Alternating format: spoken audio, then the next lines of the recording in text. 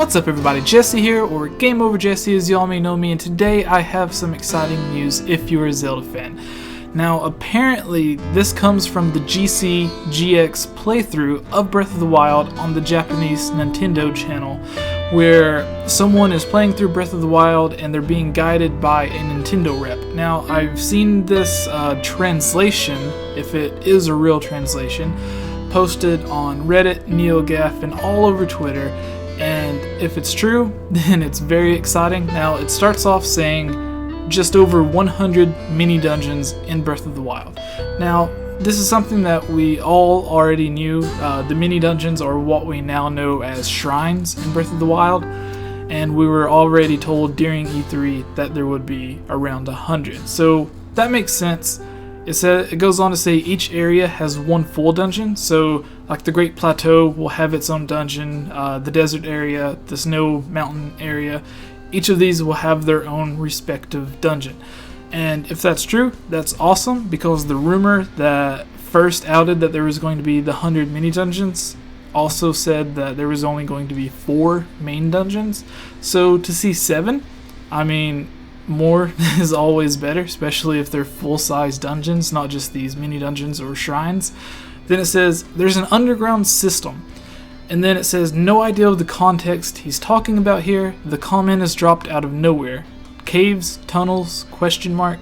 So in the translation he doesn't know exactly what he says here. It's taken out of context. Maybe the part before or after was edited out. Nobody really knows, but if it's true, then it's exciting. I mean, caves are expected, so maybe if a dungeon goes underground, we know each of the shrines kind of take you underground, so maybe that's what he's talking about. Who knows? Or it could be another way of fast traveling to a secret area or a hidden village or something. I don't know, but I mean, if you have any ideas, leave them in the comments below. It goes on to say, for every 4 heart pieces you collect, you get a new heart. For every 5 hearts you get 1 big heart. I have no idea what he's talking about here. Now, traditionally in a Zelda game, you collect 4 heart pieces and you get a new recovery heart or whatever. Except in Twilight Princess, where you needed to collect 5 heart pieces to get a new heart. So apparently in this one you collect 4, you get, I mean, I don't know exactly what this means. Maybe it means, like a small heart from collecting 4 pieces. Well, if you get hit once, it'll take that heart away, but if you collect the 5th piece, you can make it a full heart, or what we look at as a normal heart in Zelda games, to where you can get multiple hits before the heart's taken out. Again, no idea what that means, and neither does the guy translating. And then it goes on to say every location has its own town. So again, just like each location, like the Great Plateau, will have its own dungeon, each will have its own town as well. And then it goes on to say, guessing he's referring to the regions, which could mean 7 towns. So Kakariko Village, Kakiri Forest, Hyrule, Castletown, Zoro's Domain, whatever. There's to be expected 7 different towns or more. And then it says every town has side quests, story elements, and a secret element we're not discussing just now. So the Nintendo representative said that there's going to be a side quest and story elements in every town, which is something they told us in E3. They said they removed all of the towns and all of the NPCs from the E3 demo. That way none of the story would be spoiled. So if there are side quests or story elements in the town, that makes sense. And then it says, and a secret element we're not discussing just now.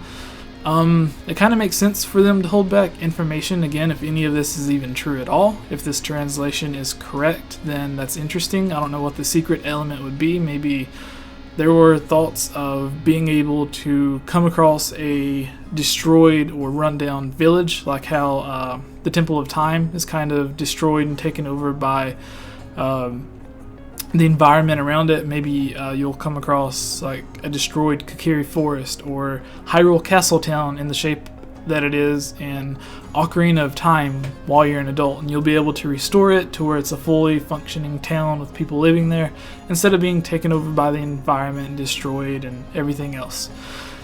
And then it goes on to say there are weapons that don't break. we kind of assumed this. I mean, Skyward Sword first introduced, well, it didn't first introduce weapons that could break. Like in Ocarina of Time, your shield could burn and stuff like that.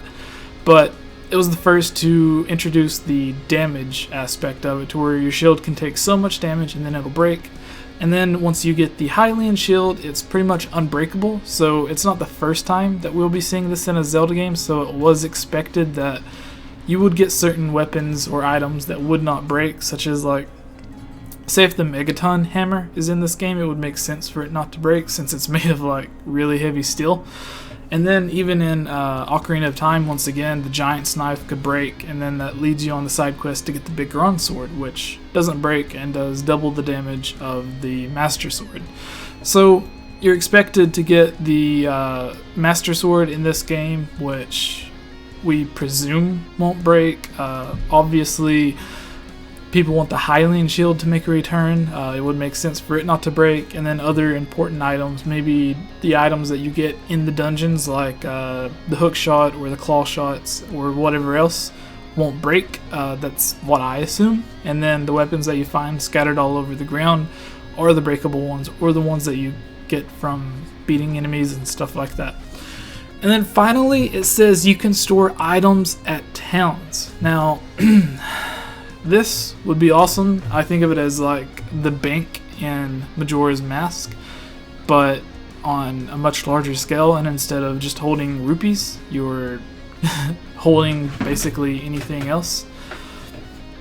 A lot of people thought that Epona, if you collect so many items, whether it's weapons or swords or whatever, or different ingredients to make food, and you run out of space to hold more, or even if it's just wearable clothes, maybe you don't need some of that. A lot of people thought that you would be able to use Epona, or the horse that you get, since Epona is seen with bags and stuff. A lot of people thought you could store items on her.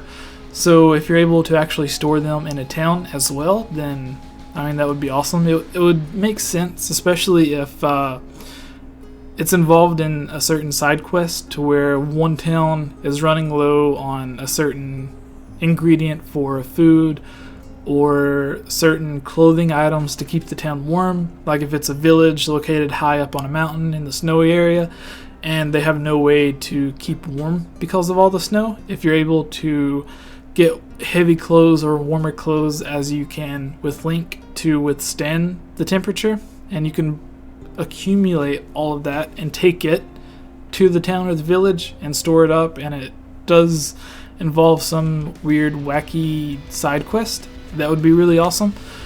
But what do you guys think of all these rumors? Do you think it's true? Do you think this is something that you would like if it is true?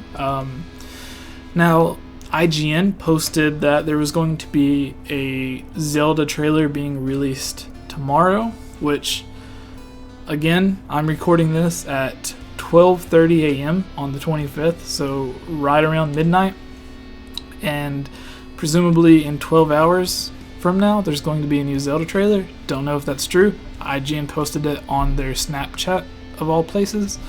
And just the other day, Nintendo posted several Breath of the Wild videos before the Nintendo NX, or what we now know as the Nintendo Switch reveal. And on top of that, tomorrow, I believe, is when the Nintendo Investors meeting is supposed to be, and there's always some type of information that always leaks or comes from that.